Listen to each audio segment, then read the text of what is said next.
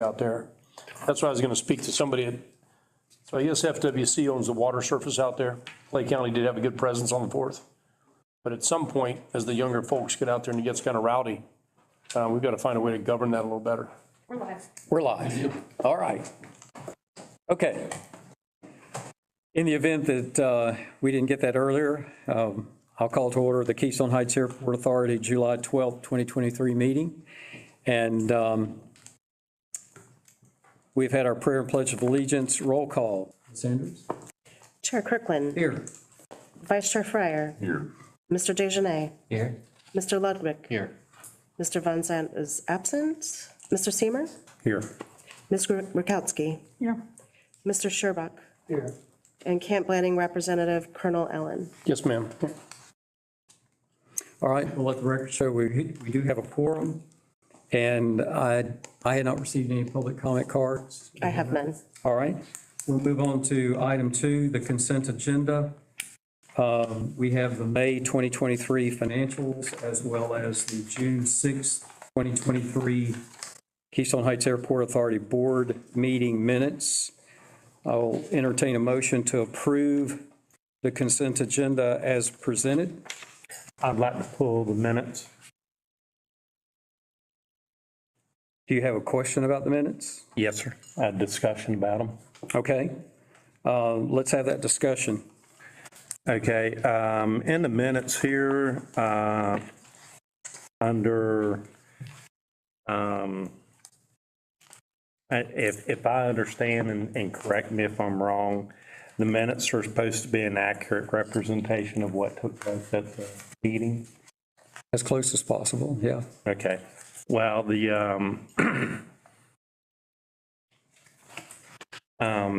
part that you have in here based on Florida Statute Title 19, 286.012 and page 49, Section 9A of the 2023 Sunshine Manual, a member of a state, county, municipal government board, commission, or agency who is present at a meeting of any such body at which an official decision, ruling, or other official act is to be taken or adopted may not abstain for voting.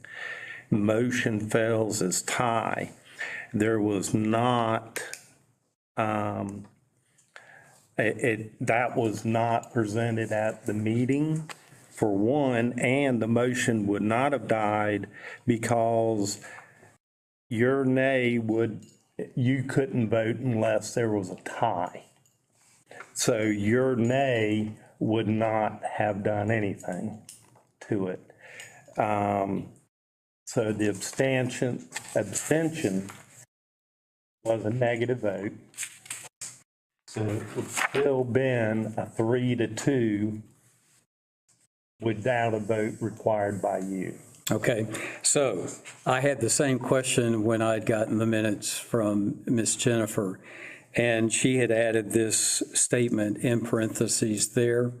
I've contacted Mr. Taylor because after looking through our bylaws, then we had some questions even from that. So what I'm going to ask Mr. Taylor to do is come and share with us what he has found out in the research that he's done, and then he's going to address some other things as well as far as about the chair voting and some other things that we have found in our bylaws that need to be revised. So with that, Mr. Taylor, would you share with us? Yes, sir. Thank you, Mr. Kirkland. Good evening, everyone. As David mentioned, he did contact me after last month's meeting and asked me to look into the abstention issue. And what I found are several legal authorities that they bear on this board's situation. The starting point is the statute, which is cited here, 286.012. And you can see the relevant portion of it quoted there. It's worthwhile pointing out that the statute doesn't specify a penalty or the consequence of an abstention, notwithstanding the prohibition on abstention in the statute, if the statute applies. The question about whether it applies is interesting. When I looked further into it, the statute applies to state, county, or municipal governmental boards, commissions, or agencies. As it turns out, there are 3 Florida Attorney General opinions, the most recent of which was issued in 2004, dealing with a special district. Now, the airport is a special district. There are 2 types of special district in Florida. There are dependent special districts, which is what the airport is, and there are independent special districts. These 3 Attorney General opinion letters address independent special districts. So right off the bat, one could wonder, although there's no authority addressing this, whether an Attorney General opinion letter in relation to an independent special district would apply to a special district such as the airport is. Nonetheless, those 3 Attorney General opinions all concur that a special district, or at least an independent special district, is not a board, commission, or agency. And those opinion letters were rendered based on the specific question, is a special district, or in that case, an independent special district, if there's a distinction in this case, is it subject to 286.012? And so the most recent one, the 2004 Attorney General opinion letter, recites that an independent special district is not a state, county, or municipal agency. Thus, section 286.012 does not, by its own terms, apply to officers of independent special districts, and then goes on to conclude that thus, in this case, it was a board of trustees. The board of trustees may, in the Attorney General's opinion, adopt rules regulating when or if a board member may abstain from voting, provided such rules are not inconsistent with state law. And the reference to inconsistency of state law is basically the laws regarding conflict of interest, not voting when you have a conflict of interest. So I looked further to see if there's any authority discussing, well, let me take one step back. So in the world of lawyers, we're always looking for precedent, a statute or a decided case that decides a legal issue on a specific set of facts. And so if we find a situation where a statute or a case has been decided on facts similar to the ones we have before us, well, our system of justice, which values precedent, would tell us that a court would be obligated to come to the same conclusion in our case as in that case, because precedent matters. Courts do not consider Attorney General opinion letters to be precedent, so we have to keep that in mind. But there's no case law dealing with this. So this is the only authority we can look to. Judges will generally tend to give some importance to Attorney General opinion letters, but they're not bound to follow them. So we have to keep that in mind. Looking to see if there's any authority that might allow us to distinguish an independent special district from our dependent special district in trying to determine if these Attorney General opinion letters apply to us at all. All I found, and it's not definitive, there are 2 appellate decisions. One dates from 1975, one dates from 1974. The 1975 decision relied on the 74 decision as precedent, which strongly suggest, although they don't hold, that the consequence of an abstention, notwithstanding the application of the statute in that case, is simply that the non-vote is not counted as a yay or a nay, which is, now we have to get to our bylaws, because in our bylaws, there's a provision that deals with abstention, although it doesn't use the word abstention. And David's got, I excerpted from the bylaws the several sections that I was going to discuss with you fellows tonight, ladies. So if you look here, This is Article 3, Section 1A of the bylaws, second paragraph, the last sentence says, the refusal of a KHAA member to vote on any resolution, motion, or other matter when no conflict of interest has been disclosed shall be construed as a negative vote, consistent with the note that appears in the proposed minutes. So if I then step back, I think we have an unresolved issue as to whether Section 286.012 applies to a dependent special district. We have some Attorney General opinion letter authority, as far as that goes, addressing an independent special district. And if it does apply, then I'm not sure that the construction of an abstention as a negative vote comports with that statute, because the statute doesn't say that. So we're left with a situation where I can't advise the board what law governs because it's not entirely clear in Florida. And so I was thinking in that situation, what can the board do? And it seems to me the board can do one of two things if it wants to have absolute clarity on this, or as much clarity as we can achieve. One is if the board wanted to revise that particular bylaw provision to simply bar a non-vote, to bar abstention, without going on to provide that the non-vote would be construed as a negative vote, then the bylaw provision would fit right into the footprint of the statute, 286.012. And in that event, it really wouldn't matter if 286.012 applied or didn't apply. Because if it doesn't apply, the Attorney General opinion letters say the board's free to set up its own rules. So that's one potential outcome that would give some clarity to the issue. The other one would be to request ourselves or the Florida Attorney General to issue an opinion letter specific to dependent special districts. And I won't get into the weeds of what distinguishes an independent special district from a dependent special district.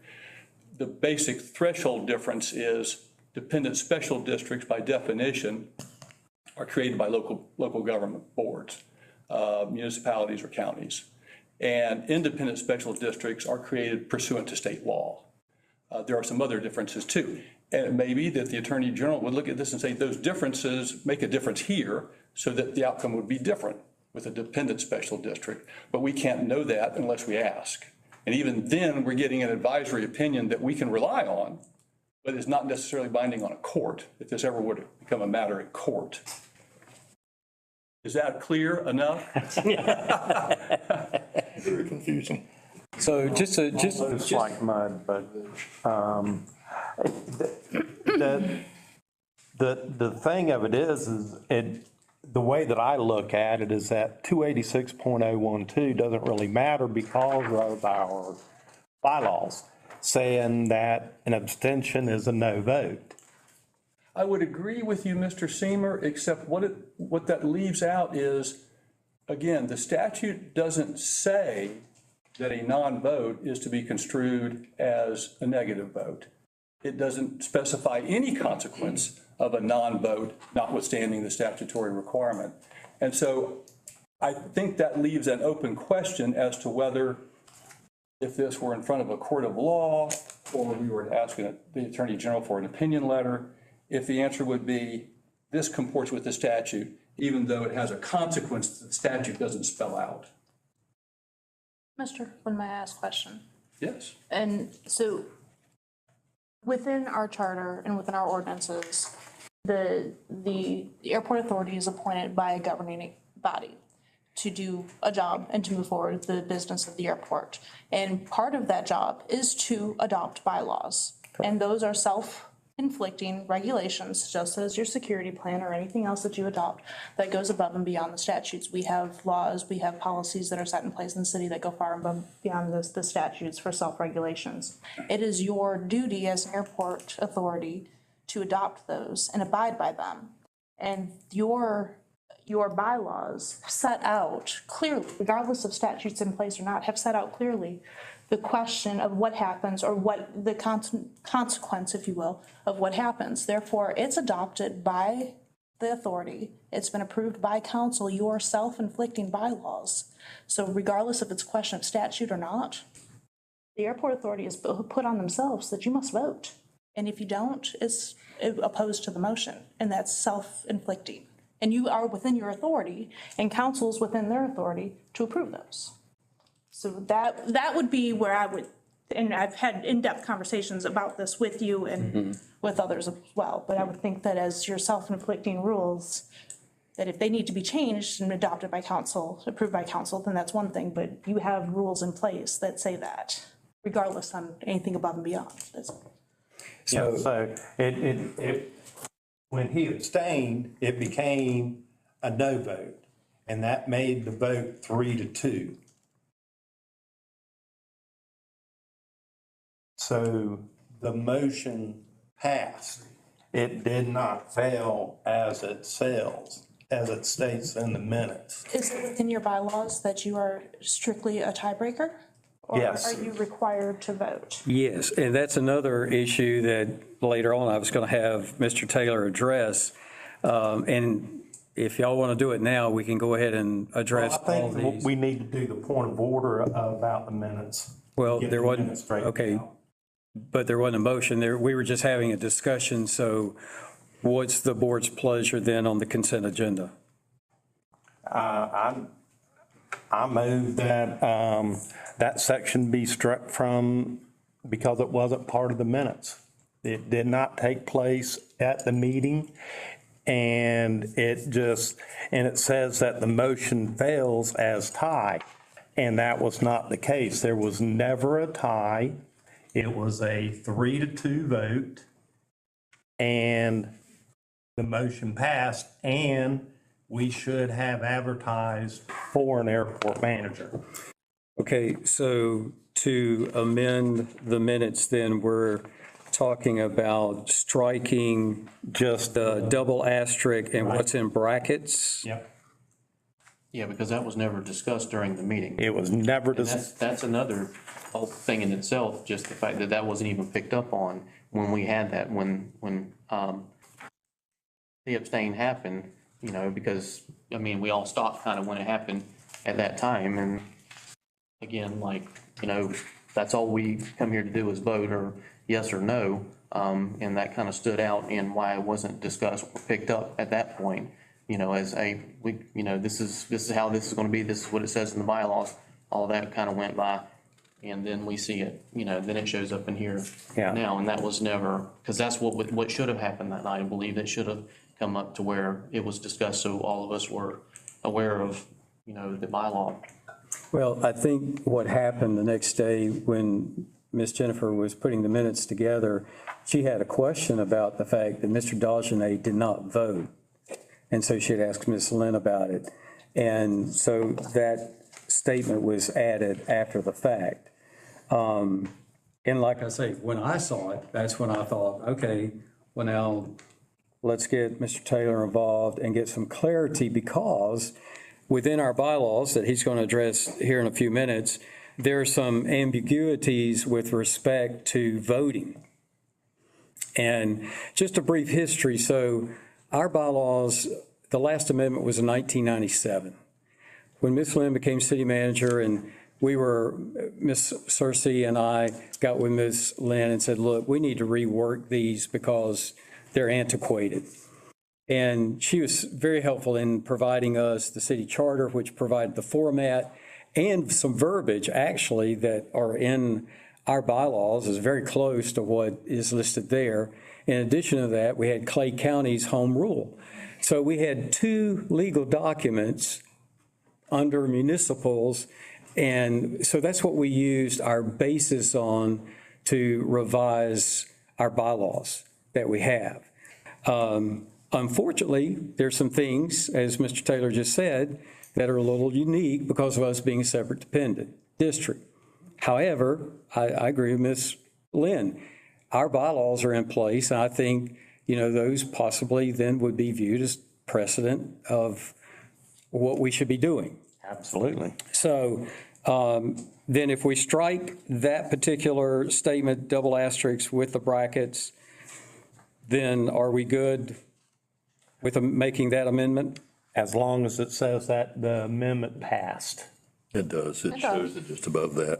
Yeah, it says motion passed. It says ayes 3, nays 2, So abstain. she recorded it correctly. Right, based but on that caveat was added because of the the conversation. question. Yeah. That's right. That's right. Yeah. So is that the? Yeah, if you take the double asterisk out, that would be more representative of what took place. And he's got a motion on the table, but he doesn't even have to make a motion to make that correction, right? No, it's just a correction that was It noted. would be a correction and then a Yeah. motion. It's an amendment. You don't even have to make the motion Okay. for correction. As passed. Yeah. Or as stated. Okay, thank you. So your motion included approving the consent agenda with those corrections? Yes. Okay. So we have a motion. I didn't hear a second.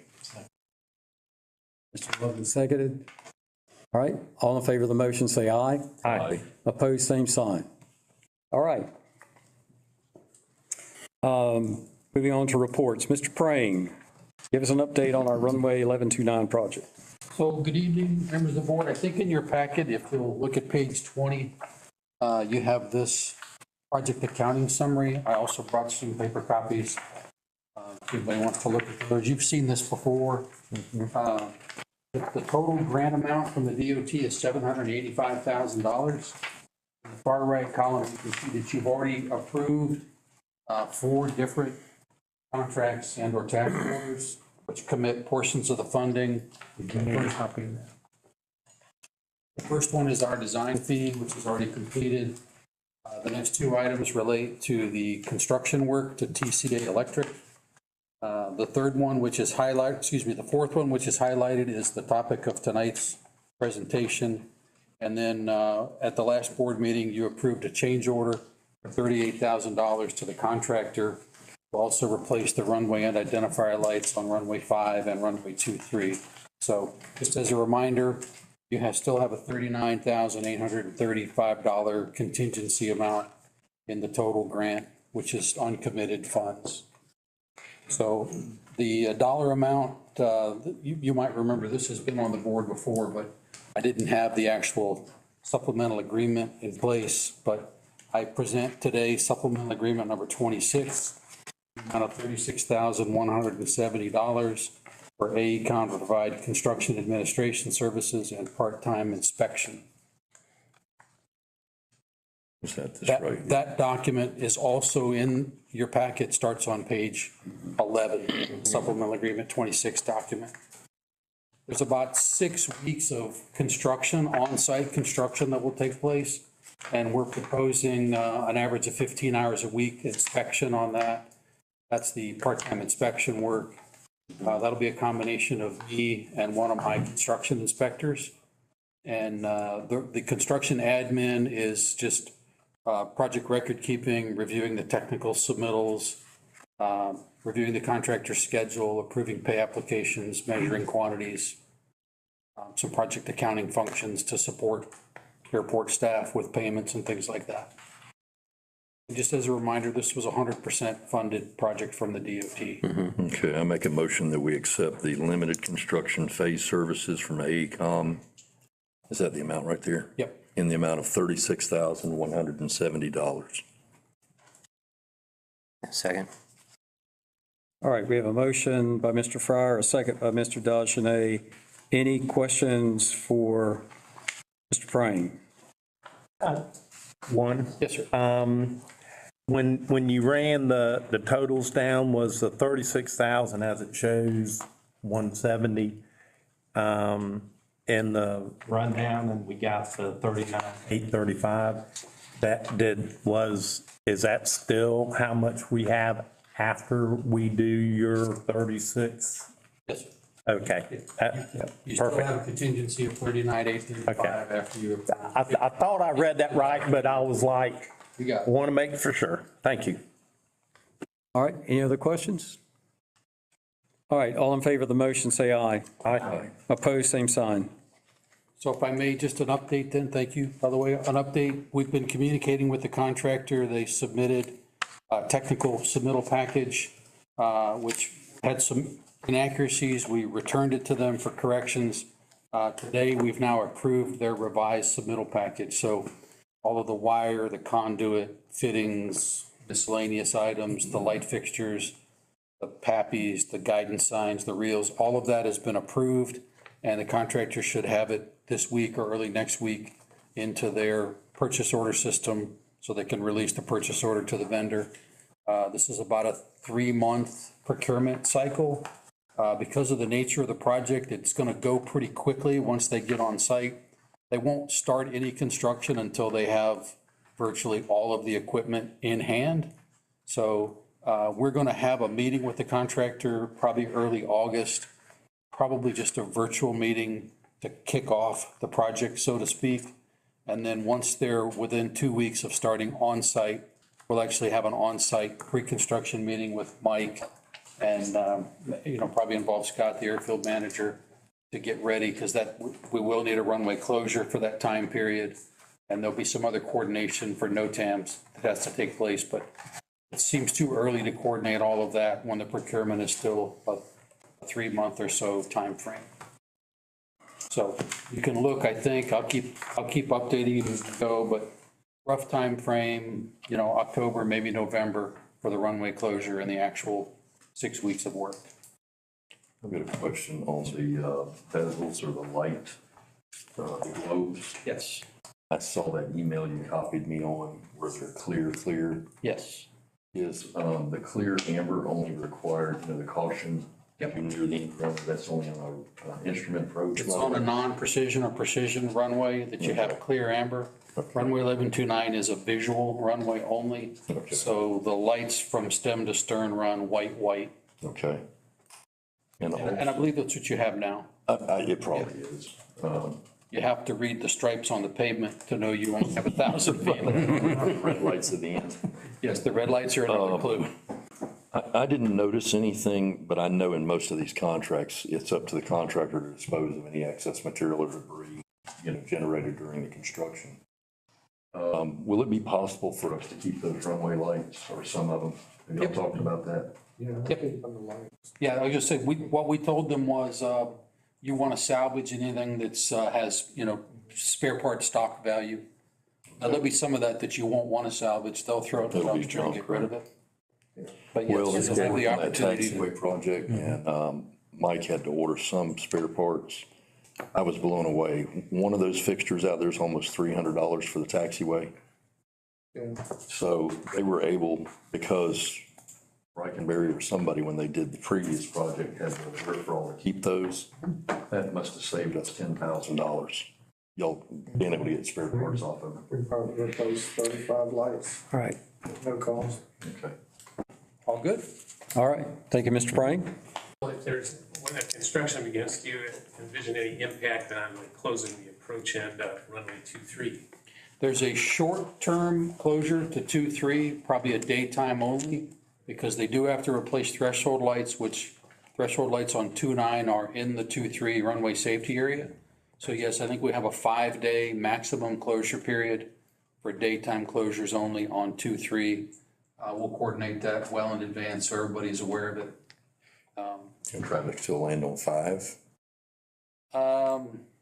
Ask me when we get closer to time, because my answer today would be no. A closed runway is a closed runway. Okay. I have to take off on the taxiway. Don't operate in the turf either. There is no turf Not runway. that grass field, the grass runway. That's what There I was is no just saying. grass Yeah, runway there's no at grass this runway. airport. Okay. Is this going to get me in trouble? I don't want to take a question if it's going to be trouble. Well, I'll try not. Is it possible to have a temporary displaced threshold on 2-3? Is that possible, and would that help? So it is possible.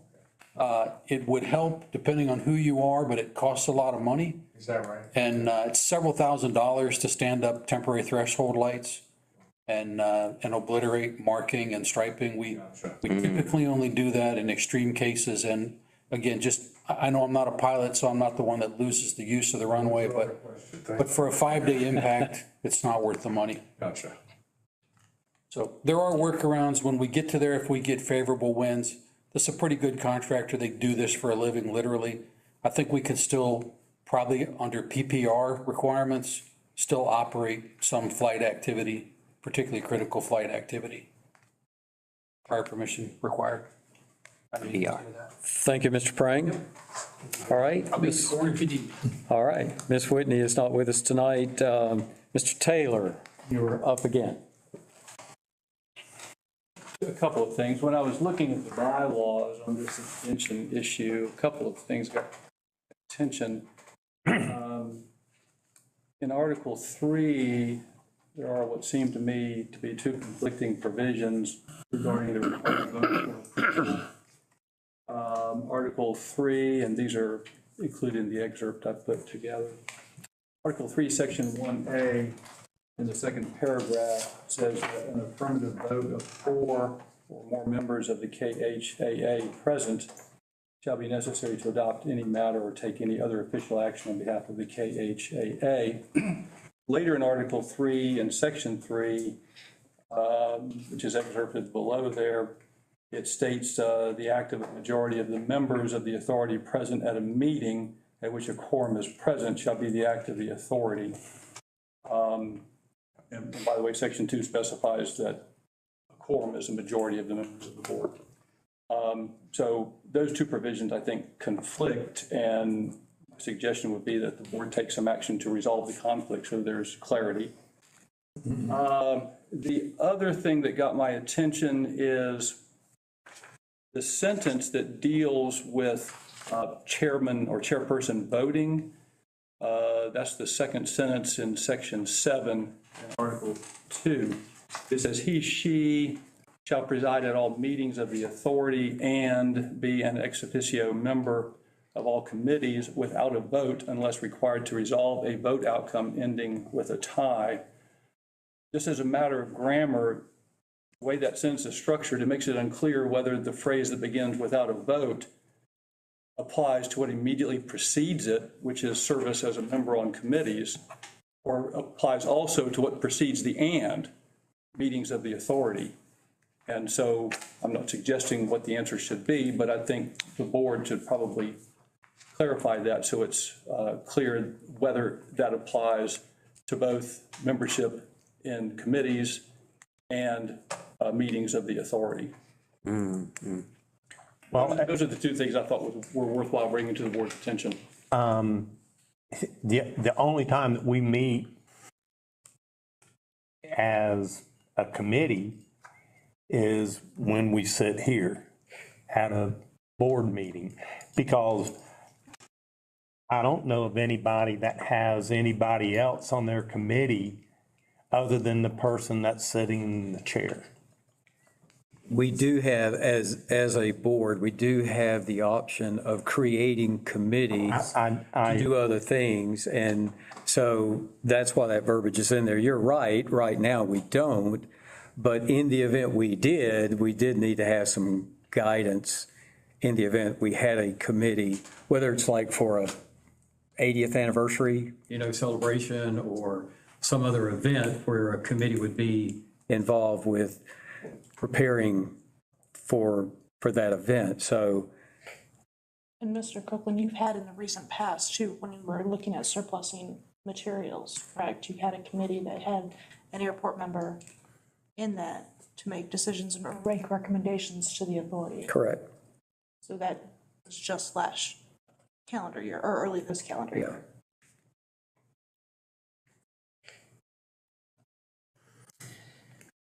Yeah, I can see the question he's looking at with the grammar of that sentence there. And perhaps a better grammar would be, instead of saying without a vote unless, to replace that wording with who votes when. Required to resolve a vote outcome ending with a tie. I think the question would be if the airport chairperson would be voting at the authority as a one vote, or if it would abstain from voting unless there was a tie, or if that's just for those committee conversations that are there, with what it applies to, if it applies to being as the authority meets or as the committee meets.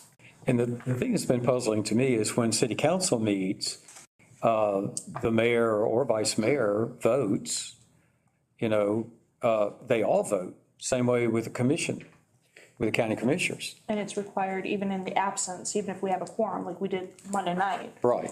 Any vote that was made, any motion that was made would have to be voted on unanimously by those three, or else it would fail, because it could not be a 2-1 vote. It would not be the majority of the council that would vote to pass that.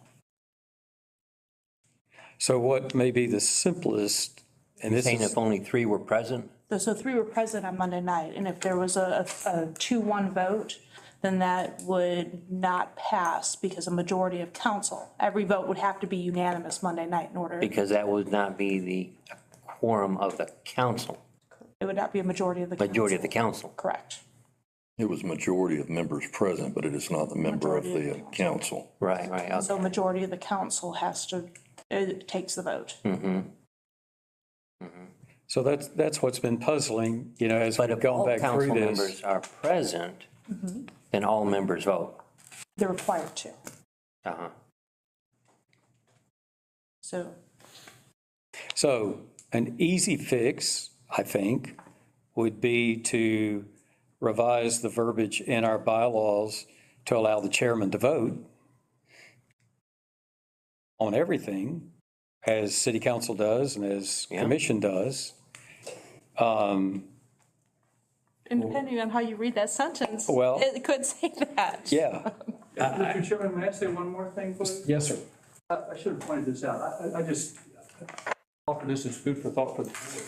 If we draw upon Robert's Rules of Order, Robert's Rules of Order has a section which deals with boards that choose to have chairperson voting only in certain circumstances. And typically, when the chairperson does not vote, it's not that he or she votes only to break a tie. It's also that the chairperson can vote to create a tie. I just throw that out. If we want to draw upon Robert's Rules of Order.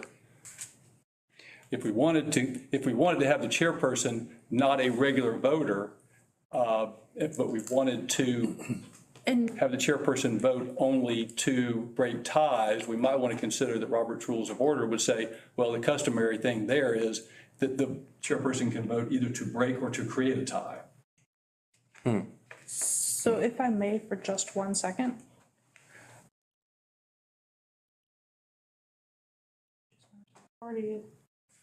By a majority of the members shall be comprised of 4 members from the city, 1 member of Bradford County, 1 member of Clay County, 1 member of the Florida National Guard.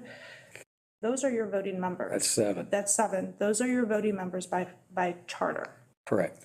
So actually, all seats are voting seats? So I would think that, it's been a little while since we've sat down with Ms. Searcy on this, but I would think that the conversation of the ex officio and voting would be that you would not vote, that the chairperson would not vote in a committee setting unless it was a tie. But by charter, and I was looking at something else for it, but by charter, you have a 7-member board, which includes your chair, who is required to be a city seat as a voting member of your authority. Okay, So, so all seats have an equal vote. So all seats, just like council, all seats. And then the language that was put into the bylaws as the authority as an ex officio member to committees without a vote as that committee member, but just to, And that was just concerning committees. that would be just concerning committees. Like I have a seat on your board. I don't have a voting seat on your board. I'm an ex officio member of your board representing the city.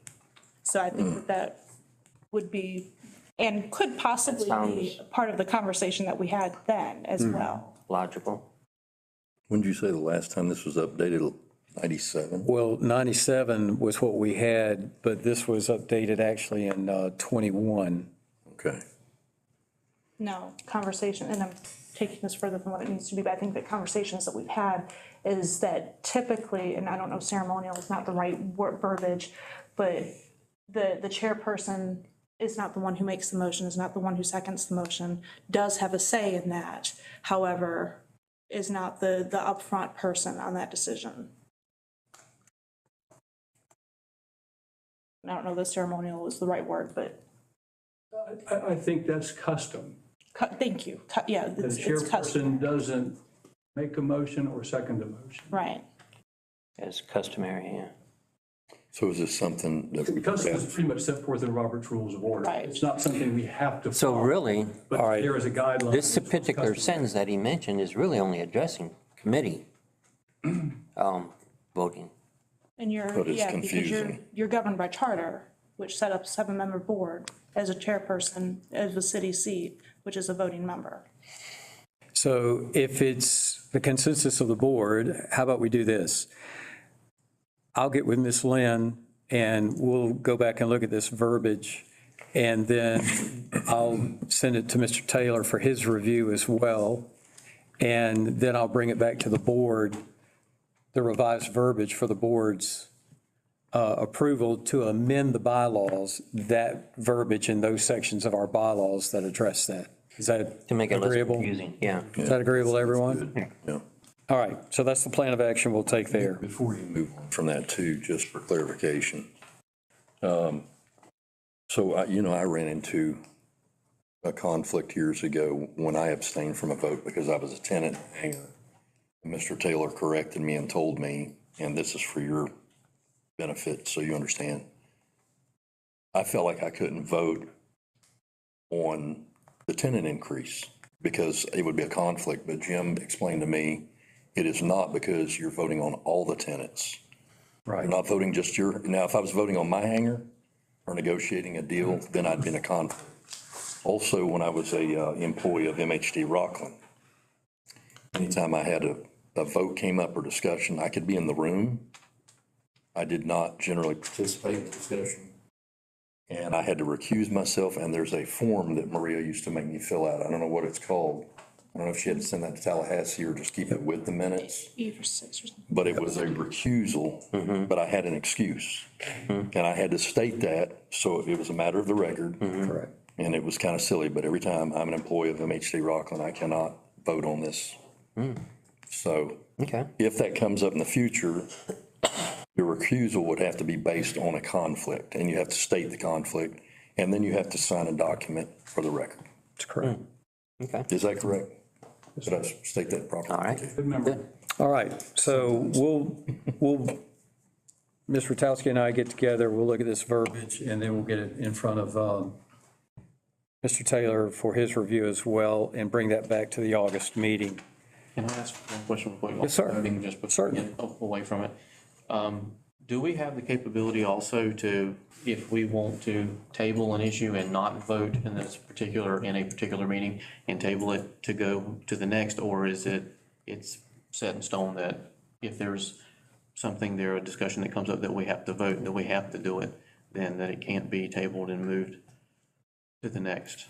You can make a motion to table, and if the motion passes, Exactly. you table Okay, so it. Right, Table. In fact, we have That makes tabled sense. stuff before. yeah. Yeah.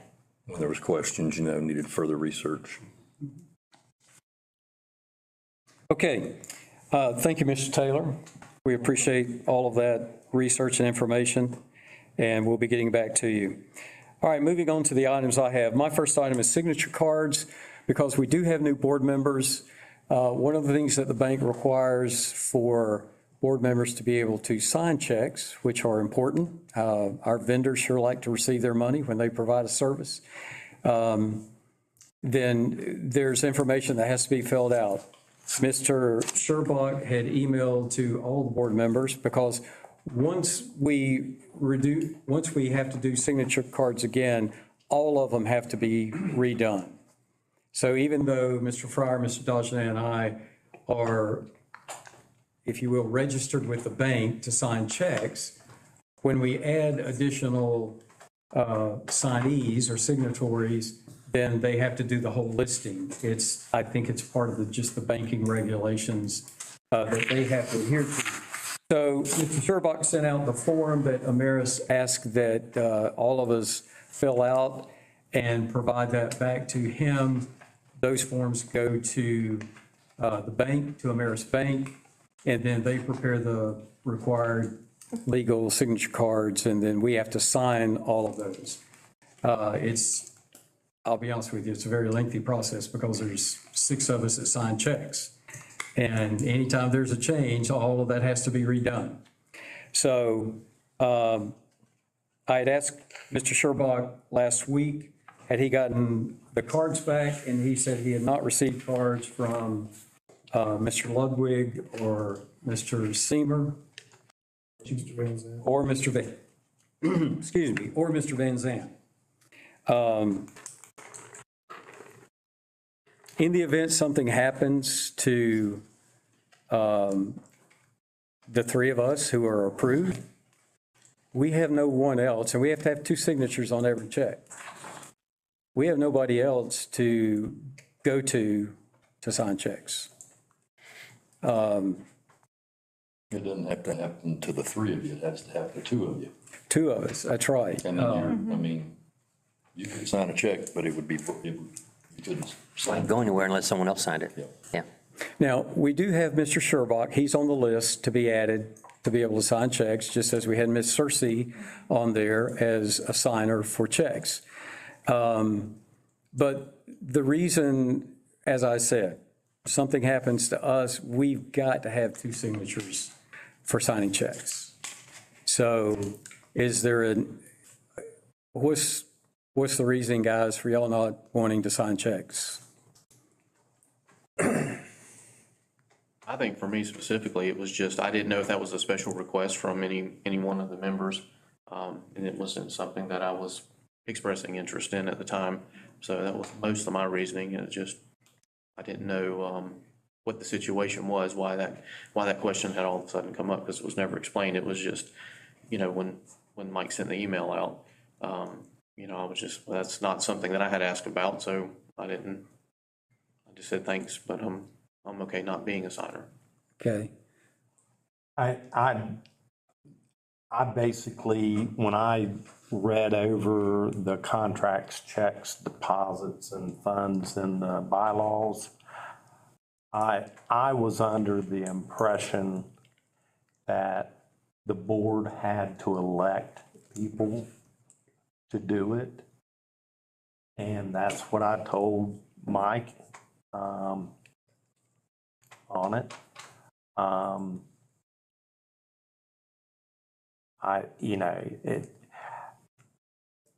It was my determination on it, of the way that I read it.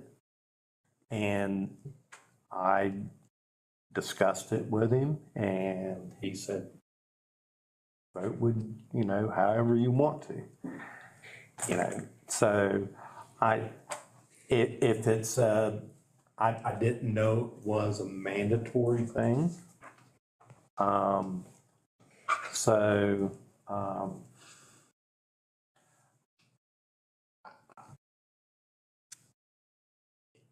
If I need to, I will.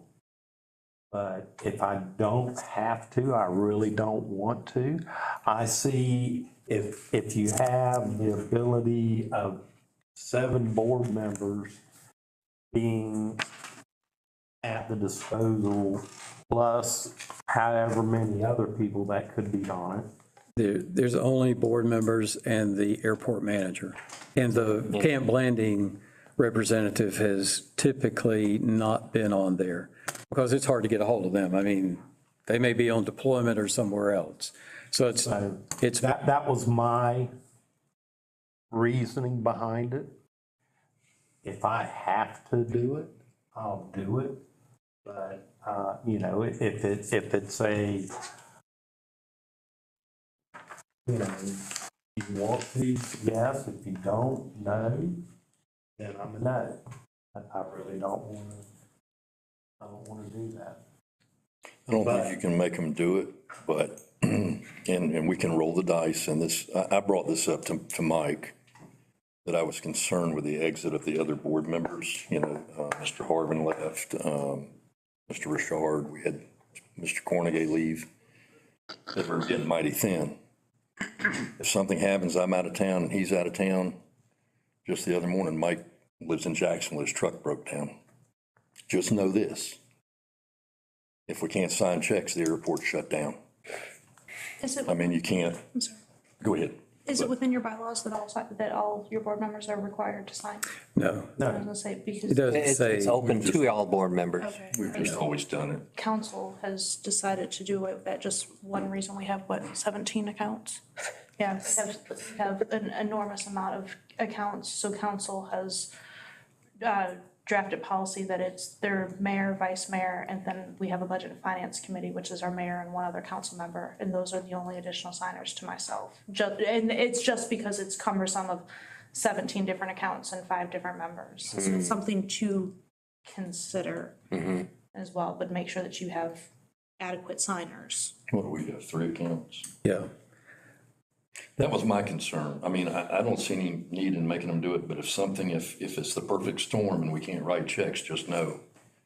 Because you can't run down to the bank and say, I'm a board member, let me sign. Nope, you're not on the list, so. I thought of just due diligence, prudence, good business prudence, but. And that's why we notified everyone and asked for the information, because It's open to. it's got to be done at one time.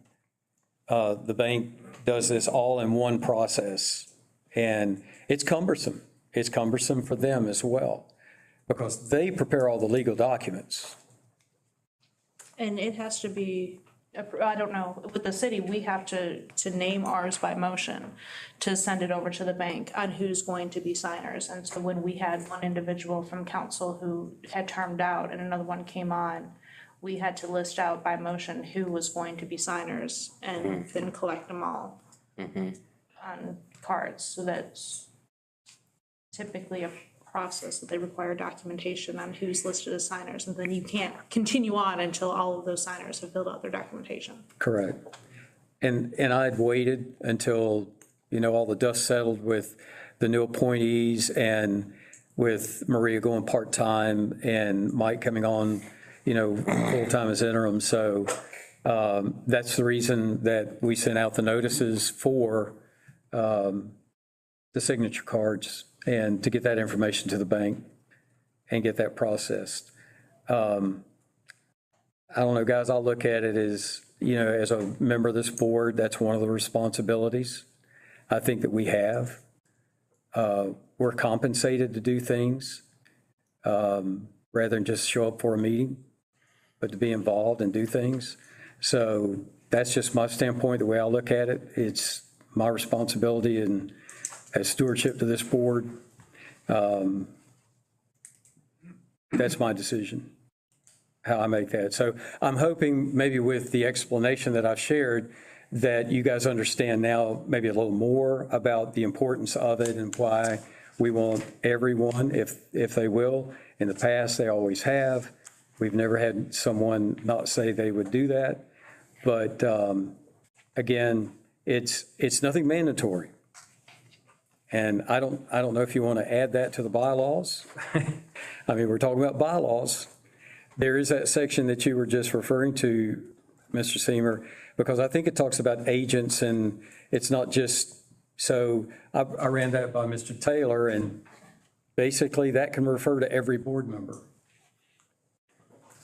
And I'm sure it could, I like I said, the way that I looked at it was that it needed to be voted on by the council, or not the council, but by the authority to add people to it. And that's what I took it as. And so, if it means that much to you, I'll do it. I mean, it's not going to kill me. I just. Well, you don't have to do it. You don't have to sign. Well, it kind of seems like at this point that it's being like. Well, but if you put the screws to it. No, So but the thing is, I'll if the person is available, I'll fill out the paperwork That's all. tonight, and I'll after the meeting, and I'll get it turned in. It's not mandatory, and it's nothing that I'm trying to put the screws to you to do. It's a decision you have to make.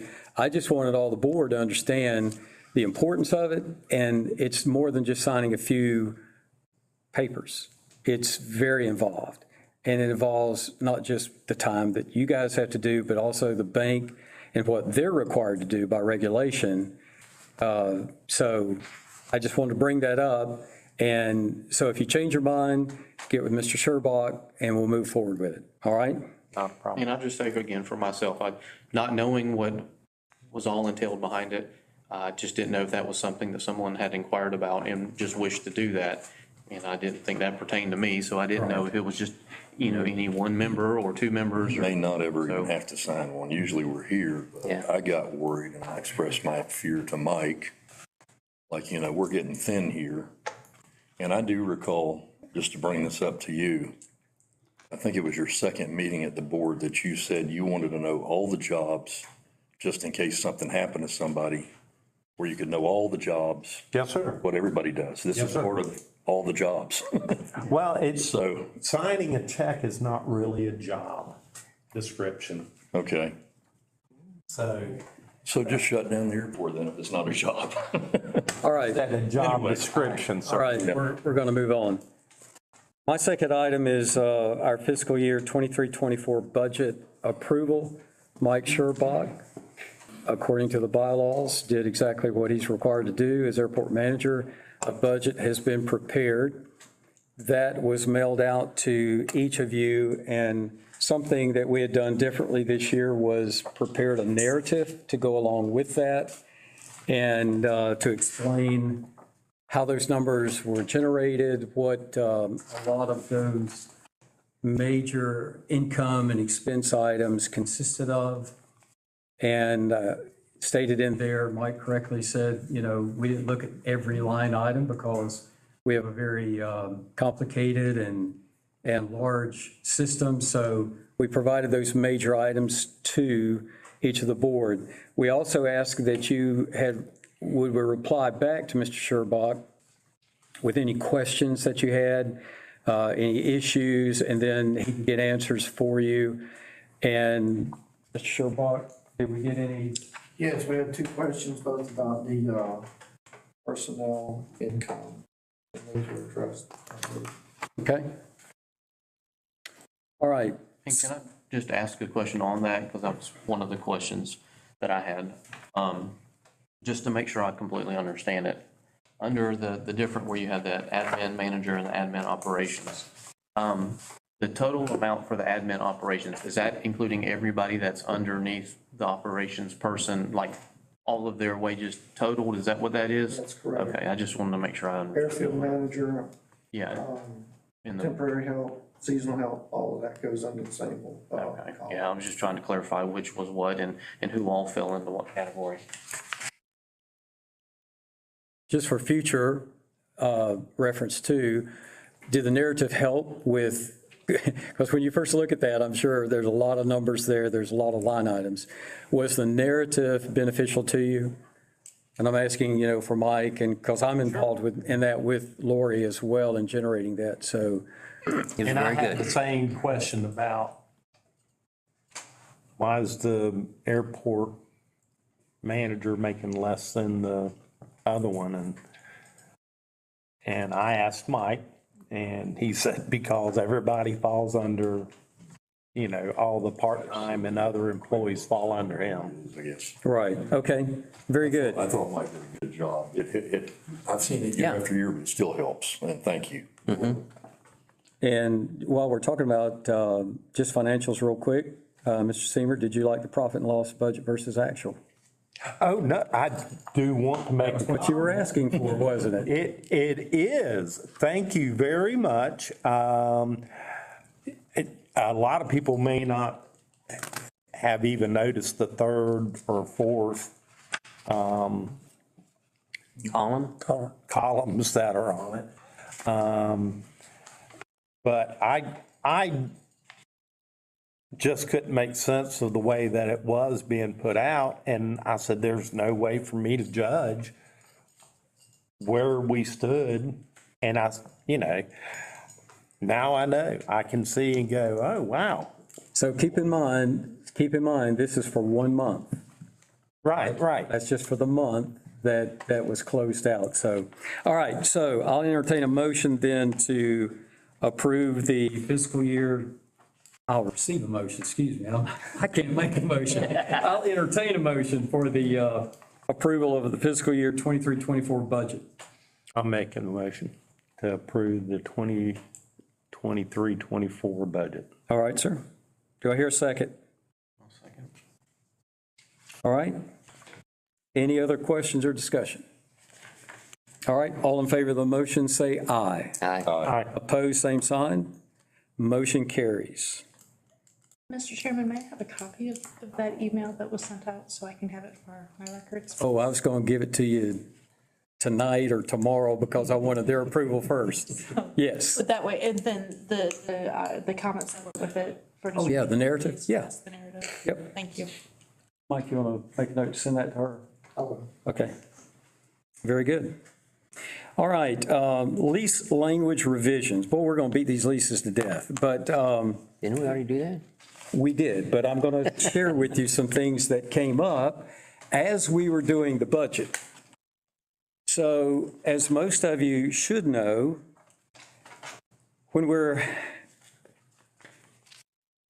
our fiscal year begins October the 1st and ends September the 30th. Calendar year, January to December, right? Right. The last lease language on the rent section that we addressed dealt with an annual adjustment. And basically that verbiage dealt with that we would determine what the annual budget, annual adjustment would be. Yeah.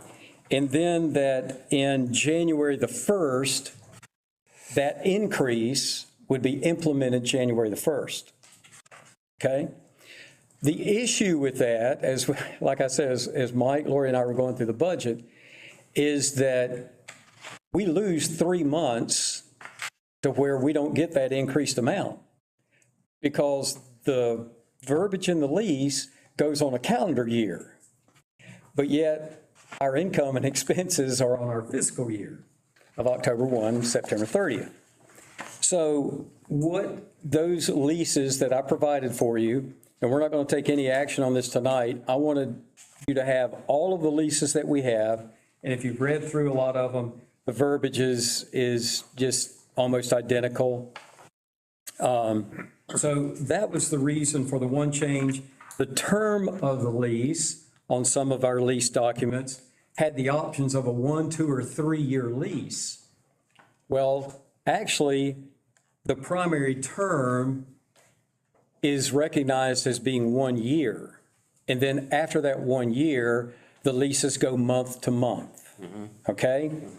So we corrected that. That's the item 2 in the leases. Item 3 is the rent. And those were the major changes. The only other things that I brought up, there was a few just typo errors that we had gotten corrected there. The last thing was basically on the signature page.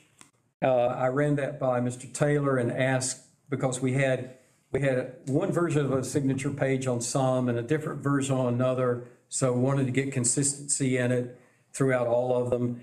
And so he provided information about, we do need the witnesses and we need the signature. So he and I are going to get that fixed, so that last page will also be, and I'll send that to you because he and I just got together on that yesterday. So those are the only changes. I want to leave it with you.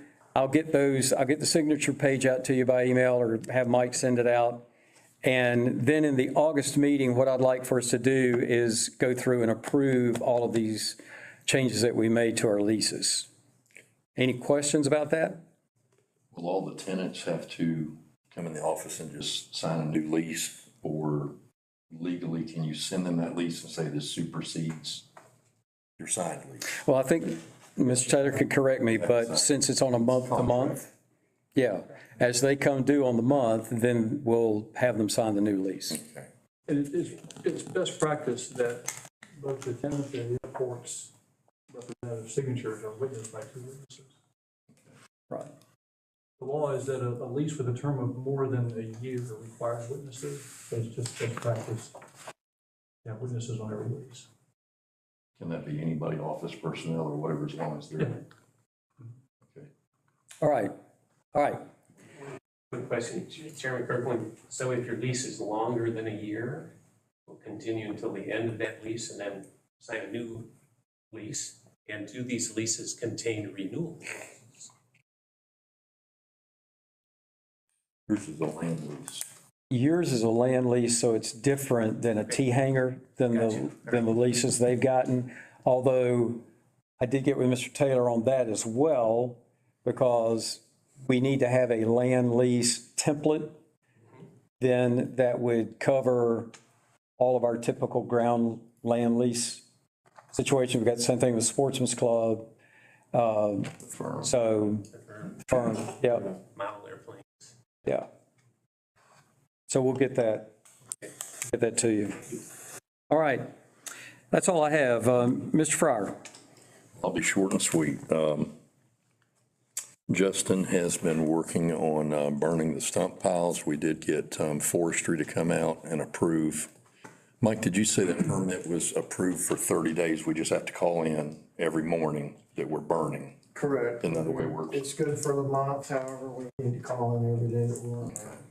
Anyway, Mr. Greg Jackson with Florida Forestry came out. He was very pleased with what he saw. We've had no incidents. They've been burning back there. What we've got is for you firemen, we've got a 550-gallon water tanker, and we've got a trash pump that'll pump at like 158 gallons a minute. I mean, I know it's not a fire apparatus, but we got an 1.5-inch fire hose, and we can fire that up and get it knocked down till help can get here. So we are monitoring it. I think there's 3 piles been burned so far. It's been raining and the grass is growing again, but I think we're keeping up with that pretty well. I'm not sure where Bradford Road Department is. I rode over there the other day. It looks like maybe they did some seeding or something. I know they put the grass on the shoulders, but they're pretty much done over there. And I think that's about it. You got anything, Mike? Or am I missing anything? Well, he's got his section down at the bottom. That's all I can think of, but everything's going well. Okay, very good. All right, Mr. Van Zant is not here. I did want to address his items that we do have a complete job description. We have the salary range, list of benefits, paid time off, et cetera. I have about 7 or 8 different entities for looking at sending the job description out. Florida League of Cities was very informative today, Ms. Lynn. That was good. Also, the Florida Airports Council, South Georgia Technical College, Florida State College at Jacksonville, George T. Baker Aviation Technical College, Emory-Riddle, and the North Florida Economic Development Partnership. All of these have agreed to post our job at no cost. So moving forward with that. Can I make a suggestion? Or have a discussion?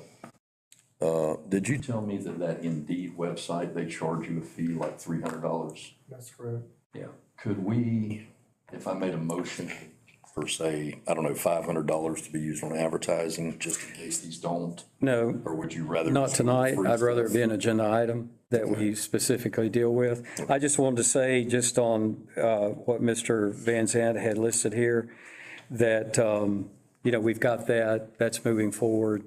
And he had volunteered actually to be involved in that a little more. So as soon as he gets back, then, we'll have Mike coordinate that with him. The draft letter to the Florida National Guard, historically, just a little history here, ever since earlier this year, even back into last year, we've been trying to, Colonel Allen's been so great to come and participate, but we've had some misses, and they've had other personnel come in. Then there's a question about that person voting. And so got with Miss Lynn, And because here's the thing, that position is just like any of ours. It's one that's approved. Theirs is approved, ours is appointed, because somebody in the upper brass level makes those decisions about who that person will be. There's some things that get really in the weeds here, because if they want to change and be just more of a participant type person and not a voting member, city charter has to be revised to reflect that. So I appreciate Mr. Van Zant, bringing this up. We've been talking about it for months. And so now it really falls in the city's responsibility of them deciding and actually discussing with Camp Blanding, what are their intentions? What can they do legally? Because there's some legal issues that they're addressing as well. So that's where we are with that particular seat. And just a little bit further, where that ended up from the city's perspective, and I know Mr. Commando is putting this together for council, it will require a charter amendment, as the JAG is not allowing for voting, which is understanding based on the partnership with Camp Landing, what's going on here. However, with it being in our charter that is named out specifically, is that we will have to do a charter amendment, which goes to vote, of turning the Camp Landing seat into a city seat to be appointed. And until we do that, it remains a 7-member board with one not assigned. Will we still have a representative from Camp Landing on it? As an advisory, I'm sure. Very good. Yes, ma'am. As an advisory. Just that capacity, yes, sir. No worries. I didn't want to lose No. the Camp Landing, Certainly. input. But as far as a voting member, that is going to be a charter amendment that has to go to our city residents to I vote. figured that was going to happen after I spoke to Colonel last month. Okay, Mr. Ludwig. As far as the discussion that we had at the very beginning of the meeting on our vote in the previous meeting, just so I'm clear on that, are we going with the motion passed, or are we going with the motion failed because of what we were trying to determine with the bylaws and the wording and all? As far as moving forward with starting to. It was stated that one passed. Okay, well, that's what I just want to make sure of that, just that we were. A couple of concerns I had is when all that when you guys started to discover that, is that something that we could have gotten together for basically a special meeting to discuss that topic, to decide what we want to do versus waiting an entire month till we got to this meeting? Is that something that would fall under a special discussion topic? I think it would fall under a workshop. Again, workshops are designed for looking at a lot of information, hearing about a lot of data, reports, whatever it may be, in this case, legal information. I think it would have to be on a workshop basis. And then from that, as you know, we don't take action in our workshop, but we can generate then items for an agenda for the upcoming regular monthly meeting. Well, and again, I guess my concern is the fact that it pushed out another month again. And again, going back to some of my previous comments and in some of our other meetings, is the fact that it's continually we're into our 7th month now, and we still really haven't moved forward. And that's where my concern is on that. Now, when you guys found that out, how early did y'all find that out? Like at the beginning of the month? Because we received an email towards the end of the month from Mike then saying that there had been how was it brought to your knowledge? And then, again, if it was discovered soon enough, could we have gotten together sooner than having to wait an entire month to discuss that? Yeah, I don't know, because I don't know how difficult it would have been to have a workshop schedule. We had to do 72 hours. We have to post that just like we do any meeting with everybody's schedule. It's difficult. The fact that it came up and then I got with Mr. Taylor about it, I mean, he's not going to drop everything just to look at something that we have. I mean, he's great about responding quickly. And it just involved the whole process of some other issues with the bylaws that needed to be addressed. And he was working through those. I think I know what Bobby's saying, if I may. He's not asking about a workshop. As soon as we found out that there was a problem, I think any board member can ask for a special meeting, can they or can they not? Takes two. Yeah. So you could have. Any board member can ask for a meeting, workshop, special meeting. Yeah, I think you can. The other thing is, and you're not going to get an award for this, but I think you're the first person on the Keystone Airport Authority that's abstained from a vote when they shouldn't have. I've never seen it happen as long as I've been on the board. I have recused myself a few times, but I followed procedure. All I said was it was undecided. Right. But I don't think anybody knew. It threw everybody off. We're looking around like, I don't know. Is he allowed to do that? I guess he is. He did it. It was recorded. So that was a weird circumstance. But had you known or had you researched and found out, wait a minute, there's a problem here, I think you got to thinking about it or something. I'm assuming that was the catalyst to get Mr. Taylor involved, because you weren't sure. I've never seen it happen before. Have you? Nope.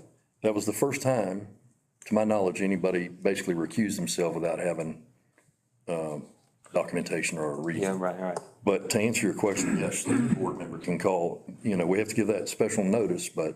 Well, and the thing is, because we obviously it's not being brought to our attention, and somebody knew about it, and whenever I'm just kind of trying to determine how you found out about it, and then how long it took from that point forward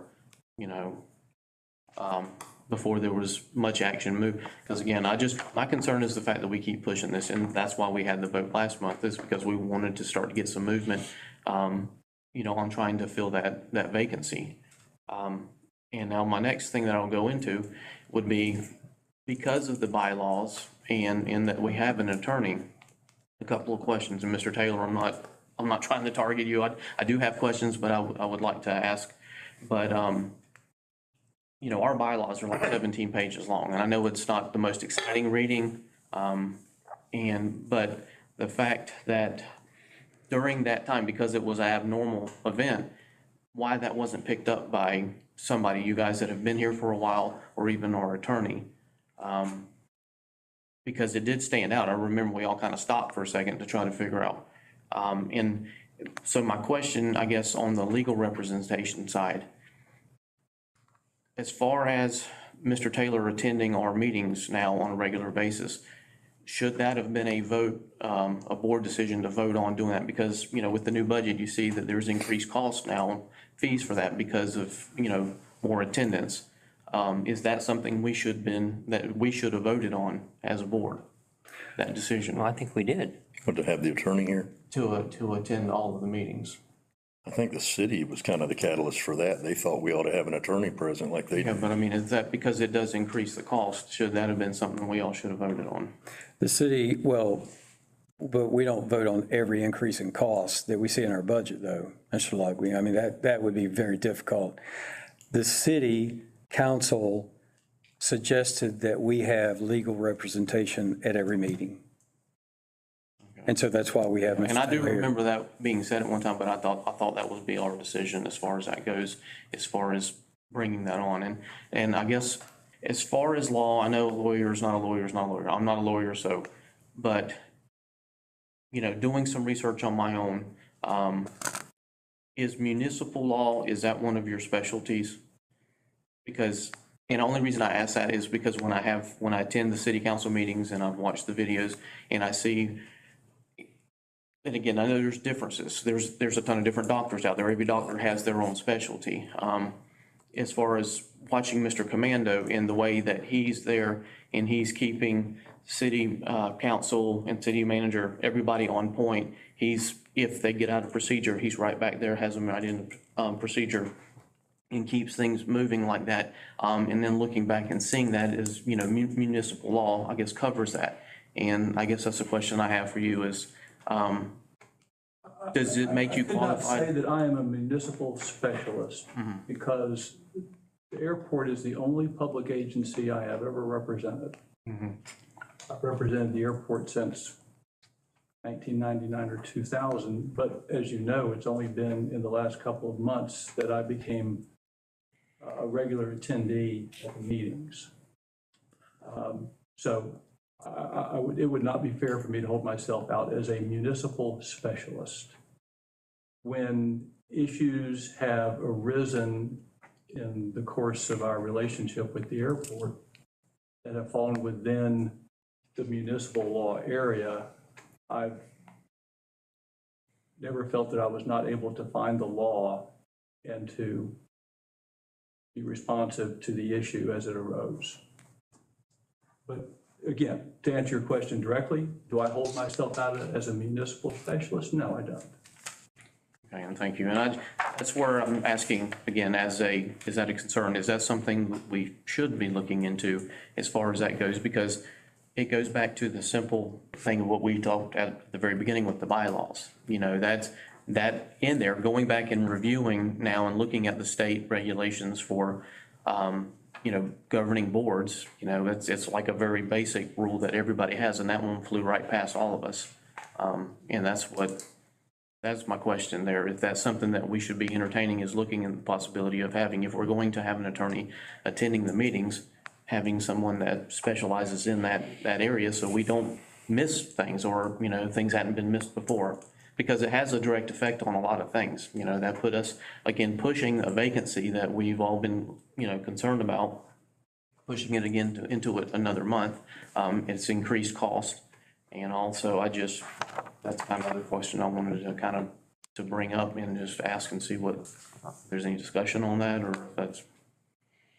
If I may, if it would facilitate a discussion that I remove myself from the meeting and go hang out or whatever, I don't want to inhibit a free discussion amongst the board members. So if it would be better that so you can have a freer discussion, I'm happy to do that. Yeah, I mean, and I'm okay. Everybody else is. Well, could I ask this question? So we had that meeting the other night and, or last month, and I was a little confused. Like I say, I never saw it before. Thank you for that show. I mean, You're welcome. I didn't know I was doing something good, but yeah, I mean, I just said I was undecided. my neighbors now. But, so we had that meeting that night. When did you first become concerned? Was it the next day when you thought about it, or? No, I didn't see it till I got the minutes from Miss Jennifer. So that took a few days? I don't remember how long it took, probably a couple of days at most.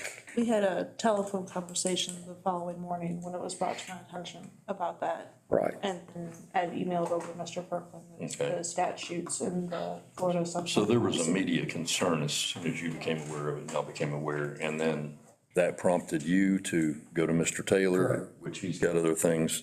So the ball got rolling. I'm just trying to take a logical look at it. Sounds like the ball got rolling almost immediately. And even in this meeting, Mr. Taylor points out that the statement made on the minutes is in direct conflict with what our bylaws say. So even if we'd had a municipal attorney in the room right then, would they have even caught it? They would have had to look at our bylaws, they'd have to look at city charter, they'd have to look at this, that, statutes, and all that probably took time. And I agree with you, it's just strung it out even further. Well, and another concern on the bylaws. But I don't. And I'll take this back to another step, because again, it concerns that position. You know, we had this discussion back, I don't remember if maybe possibly April or May. But when we were asking questions about that position and, you know, is there a contract that was written out? Is there a contract that was written out in the agreement for the airport manager to go to the part-time position that lists all the specifications of this is what the pay is, this is what the hours is, this is the accountability? Is there a physical contract? Because I believe we brought that up at that time. And then the other question was, you know, who made that decision? Because the board, you know, did not vote on that, and it was brought up because it said that in the bylaws that the airport manager could dictate basically their They handle all staff. Right, and then we had, because even the city manager had to step in and say, well, this is what we do with the city, and said, she's above everyone below her, the workers that work below her, but city council makes the determinants for her. And that's when it was brought to our attention. And I've had time to go back and look in the bylaws, and it doesn't state anywhere in the bylaws that I've seen that it says that the airport manager can basically dictate their own terms. Yeah, they can't appoint. Well, and I would because say, again, didn't we this have is- that discussion last month? It's been a couple months back, but that's what I'm saying. That's what keeps pushing this out. We could go back to that right there from the very beginning when the decision was made to allow that to occur and then to move all the other positions around. None of that was voted on. We've yet to see a contract on that, and it doesn't even state in the bylaws that's even possible to do that. And that's what I'm saying, and that's where my concern is with having, municipal law to where somebody could come in or step in and catch it right off the bat, or just the fact that we having the questions of that. The only contract that we have is with the airport manager. None of our other employees, whether full-time or And that's only what I'm part-time, asking about. have the contracts. Right. So was there a written contract out, and can we all be provided a copy of that? The contract stating that this is the stipulations for switching and working remotely. Because again, that's why we're here talking about that position, trying to get something going on that so we can fill that vacancy and get the staff back up to the level physically here that we can. I believe that's what we're supposed to do as board. Yeah, we have a contract for the airport manager position. We do not have a contract for Maria, who went part-time, because we don't have contracts on any of our part-time or full-time, Right. like our airfield manager. That one of my point is that somebody agreed to that. It wasn't the board. Yeah, can I ask a question based on that too, because it's been one that council has asked me a couple of times, and I, over the past couple of months, have not been able to attend all the things due to some personal reasons. But one of the questions that I get is, did the authority vote, or when did the authority vote to put Mike into the airport manager position? And then at that point in time, did the authority take the action to move Maria down by motion, or was it just something that was put into? And that would be helpful for me, because that's a question that council keeps asking as well, is at what meeting was Mike put into the airport authority role by the authority as a board by way of motion, and then decided that the airport manager at the time was going to be part-time? I'll research that. Okay, and that would be helpful Okay, to me as well. There was never a vote. I'll research it. I do remember there was a consensus discussion in January, I think. But that's my recollection. Yeah, so that's, I'll get you an answer. thank you. All right, with respect, getting back to legal representation, I've been on this board for 14 years. I've served in vice chair, chair position, and I've dealt with Mr. Taylor and his firm on multiple issues to where we've had tenant eviction, issues with contracts and tenants not complying. I sat in a courtroom for 5 straight days when there was multi-million-dollar consequences with the litigation of the easy base under the corporate hangars. We won in every case. Let me back up. Mr. Taylor won in every case. In every case, especially with a litigation case, I think the final judge's document was 67 pages, to where he essentially legally praised Mr. Taylor for everything that he brought up legally to support that case the judge used that as part of his statement. I have no doubt of what Mr. Taylor has done or what he can do. Mr. Taylor doesn't charge us his regular rate that other clients get charged because of his long relationship with the airport authority. He's handled things on a federal level, state level, local level, with the counties. I have full confidence in Mr. Taylor. I think he's done an excellent job. I'm not sure if Mr. Commando his specialty is municipal law. It may be. I know. Look it up. It is. I know Mr. Rob Bradley was the city attorney for a while. Not sure if his was, but probably. I mean, that firm is pretty diverse. Kapalousis, who was there, not there anymore. But with respect to Mr. Taylor, my involvement and what I know historically of what he has done for this airport has been excellent. And it's been beneficial to the airport. And again, and not to take anything away from his, what he has done, and looking, what he has advertised online of his specialties, each of those things that you were mentioning is all listed there. And my concern is the fact that there are differences. And he even stated that he doesn't claim to be a municipal. And that's the only thing, because some of these things that we're dealing with, especially with our bylaws and the way we run procedures and stuff like that, to my knowledge, that seems to be what that falls under. And that's my concern, is the fact that, if we missed this simple thing that we just all missed in the last meeting with the bylaws in regards to the bylaws and the vote situation, has something else been missed in the past, or are we going to miss something in the future? And again, it's nothing to take away from him. It's the specialties area is what I'm looking at. Well, here's an example. Our bridge gap funding we just did, the bond counsel for the bank, it was Mr. Hart on the city council, retired lawyer, that brought up some issues about some language that he thought was sloppy and he wanted cleaned up a little bit. And so he got with Mr. Commando and that was done. It was brought back to a attorney who's a specialist as a bond counsel.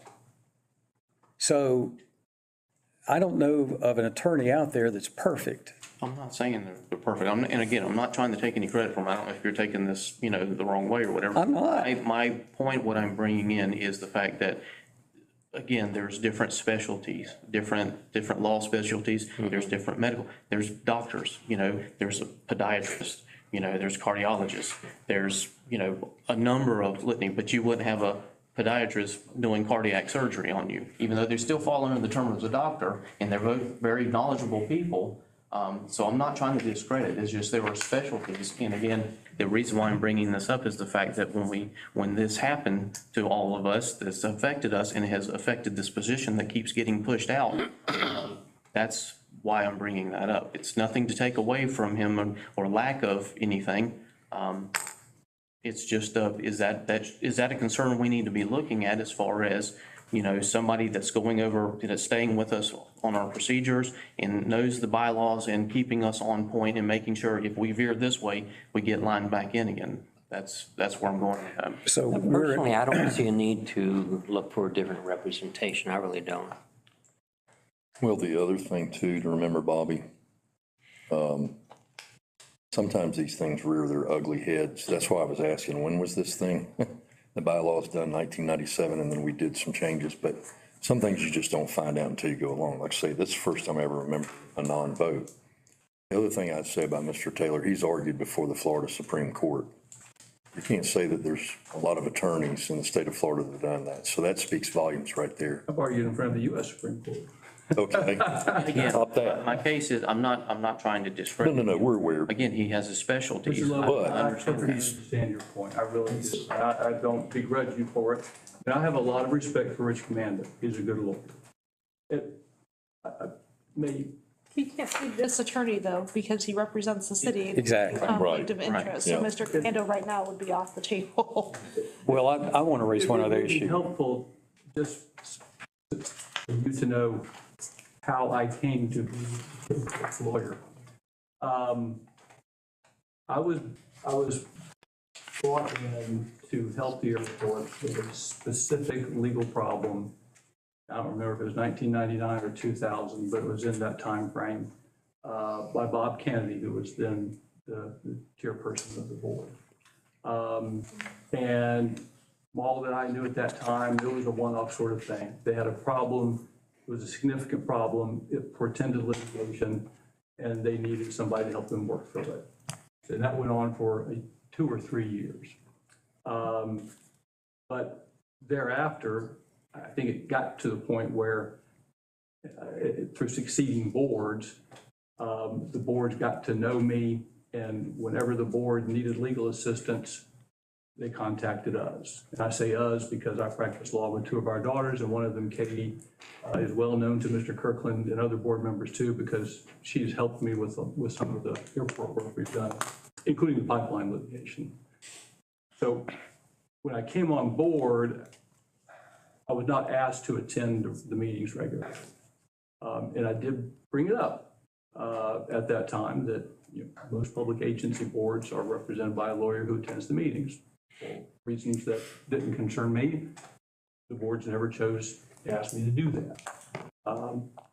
So again, no, I don't hold myself out as a municipal specialist. If you look at our website, I don't think you saw that on the website. Right. And as I said, this is the only public agency I've ever represented. And it's been a tremendously gratifying relationship, and I'm greatly indebted to the successive boards over the years that have chosen to continue to use our little firm. It's been a great relationship. I love the airport. And I feel like I can cover the municipal law issues. And because I never attended meetings regularly, I wasn't intimately familiar with the bylaws. Well, now I am. So if I didn't feel like I could take on the job, I promise you I'd be the first one to say that's not my area. I feel I can, but again, we serve at the pleasure of the board. And if the board wishes to go in a different direction, I have no quarrel with that. That's the board's decision. I will regret it because I've enjoyed the long relationship with the airport, but I'll be appreciative for the time we got. Well, and again, and it's not to discredit, any of your services. It's just, again, as a board member, these are the questions that I think we should be asking, because I think our role is as far as, making sure the airport staffed properly, the airport has everything it needs to keep the lights on and to keep the operations running, in whatever, all aspects of everything we need logistically to make this thing work. And that's the only reason I bring that up, because it was a concern because of the effects of all of that. So I felt like it was something that just needed to be addressed. I appreciate all of the discussion, and I believe that's what all this is about, so. Well, technically, we're an airport. So if we really wanted to have a specialist, then we need to go hire Ed Booth, Oh, Ed Booth. because he's an aviation attorney. I know Ed Booth. I know. We've consulted with Ed Booth on some issues in the past. So, I mean, we can get in the weeds. Well, as a board, we have to operate procedurally. Right. That's what I'm talking about. Yeah. Okay. So All right. Anything else? that's all I got. Okay. Colonel Allen. Hey, sir, that's a tough act to follow. I certainly appreciate the opportunity to represent Colonel Hunt and essentially General Haas, the Adjutant General. I did want to address on the agenda piece and perhaps something from the minutes, which you may also see as do-outs from us. Colonel's comments on do-outs from previous meeting. Mr. Simer, connect with you on the Saul Palmetto berry harvester. Yes, sir. Did you get what you need, sir? Yes, sir. He Okay. gave me that Good night. to go? Yes, sir. Mr. Fryer, the carport? Hey, Go ahead, sir. I'm sorry. so have we followed up with the camp landing person? No, I haven't. Because of the 4th and everything that was going on, I have not. I decided that they had too much going on and I would just wait and Okay. after the 4th and this meeting, Okay. then I was going to get with, Because I'm not a berry guy. He threw me when he said the fall. I thought it was sooner than that because sometimes in It those is. spring rains. And that's why I asked, have some because berries, so it's typically in sure of August. that. I don't want anybody waiting on, Blanding said harvest in the fall. It's, I ain't no agricultural guy. yeah. I'm gonna admit to that, but I just want to make sure you have what you need from us, sir. Yeah, it's Paul Catlett. Right, so he is our environmental. He's got a guy who works pine straw and the bee, the apiary stuff. So let me push past Paul. Not only that, he's short and about to get out and do forestry. So I'm going to get you his guy that works those contracts because it gets very competitive. We met with some U.S. forestry people on a similar issue, and some of the larger federal areas are now looking at perhaps letting that in. Because what we deal with in that season is they're actually fence jumpers. And I don't know what that thing is on the black market, but I guess a gallon jug is something. I don't know how you move that, but we then deal with the security issue, especially up there off 215. So, but let me follow up on that and I'll make sure that comes to you, I sir. don't think it's a problem anyway. I saw your black bears out there eating his berries.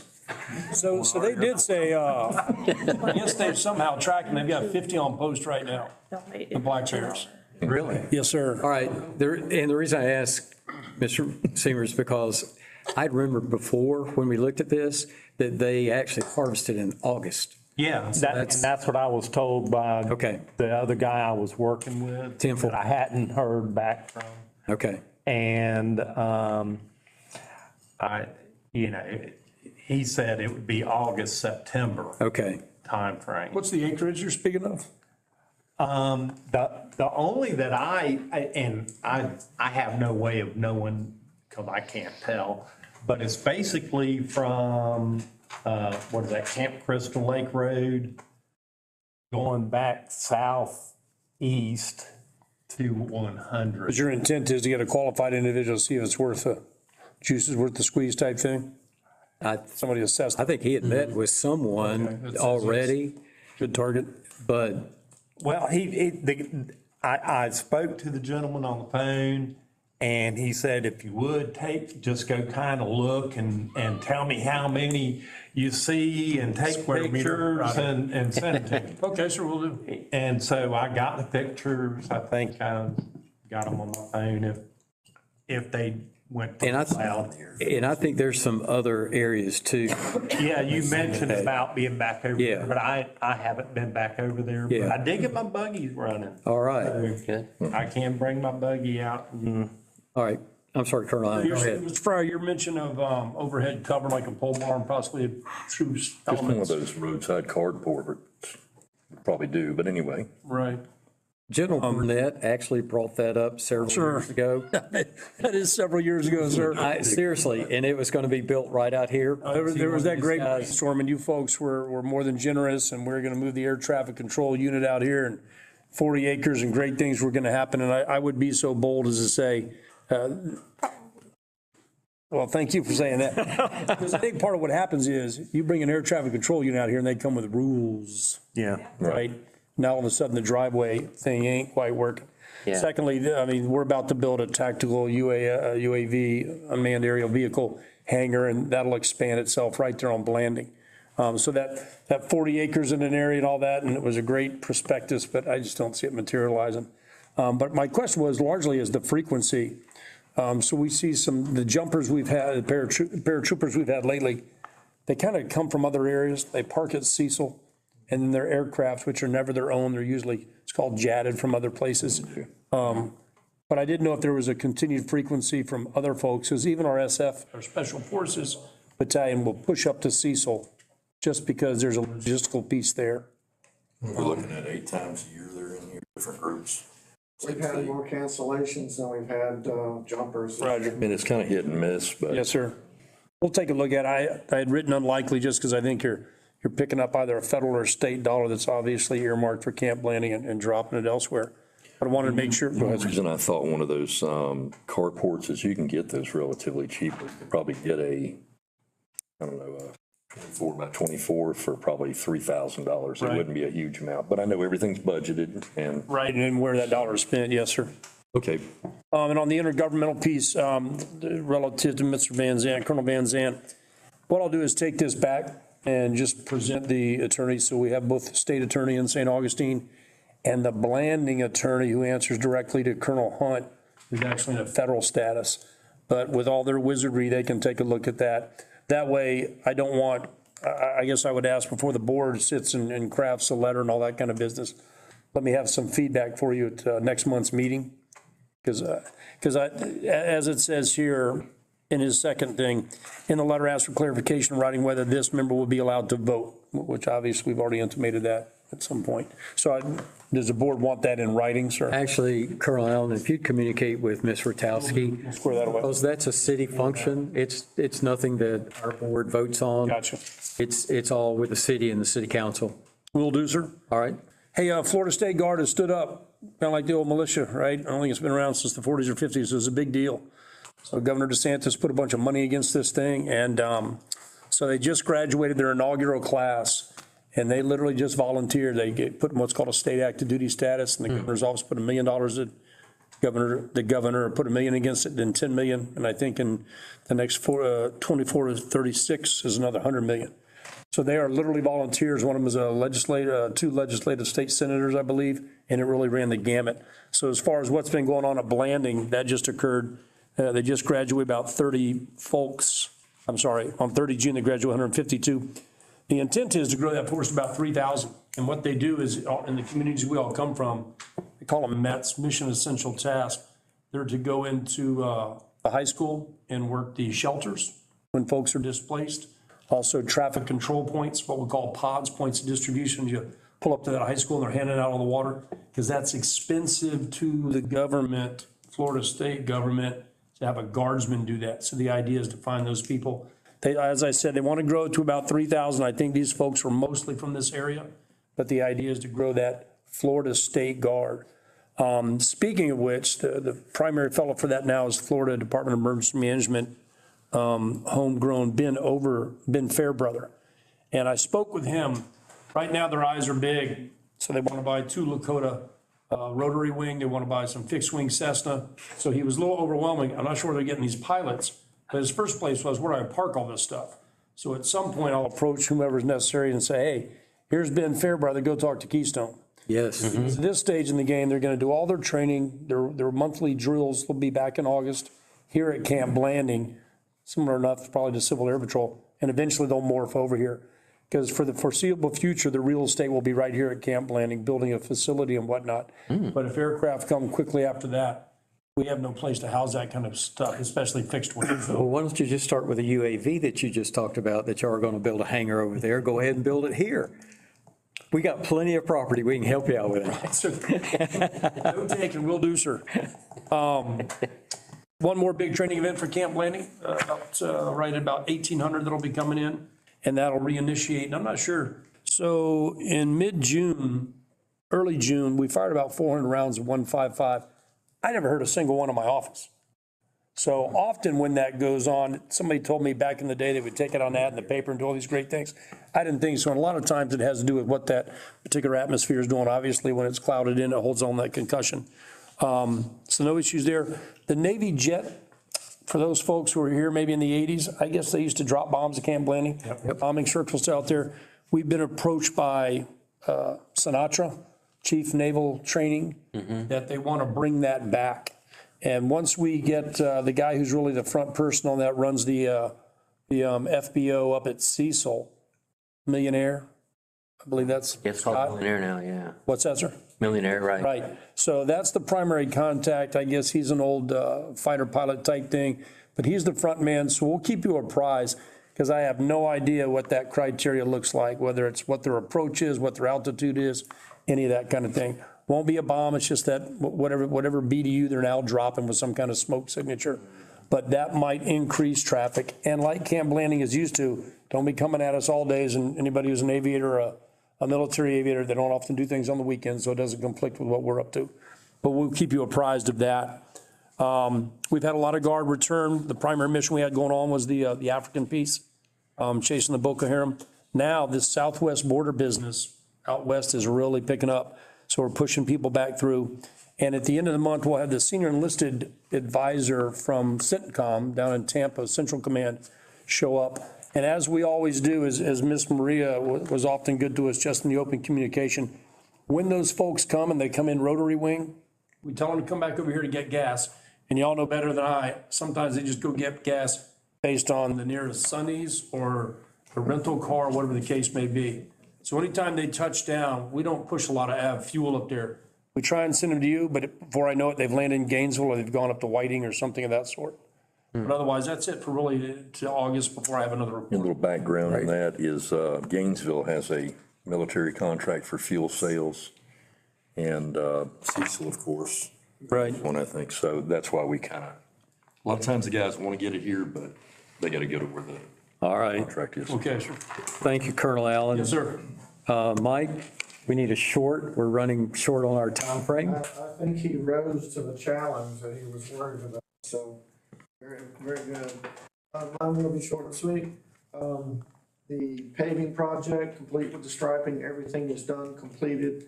The sod is starting to grow back thanks to all the rain, and everything is looking good on that angle, so that's all I have. All right. Ms. Lynn? 4th of July went fantastic. Thank you very much for your comments. Our city staff certainly did deserve those attaboys. They did a fantastic job. Moving forward, we are jumping right into budget season. We will have a Budget and Finance Committee meeting Monday at 10 a.m. To review our true-up for this year and then start talking about next year's budget as we do have our maximum millage set. The city of Keystone Heights just sat down with our consulting firm through the North Florida TPO as we were approved for our Smart Cities study. So we just started that today. There'll be more information on that to come as they're on a fact-finding mission at the moment. And I believe that is all. We've had conversations about the Camp Landing seat. And once council has made their decisions in August, then we'll start talking about charter amendment in September to get at least that portion of it on the ballot so we can move forward with the full board. Excellent. That's all I have. All right.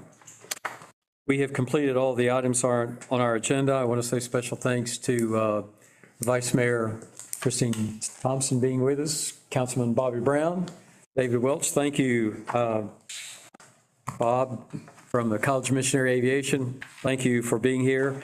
And we will consider ourselves adjourned at 8:05. Thank you very much.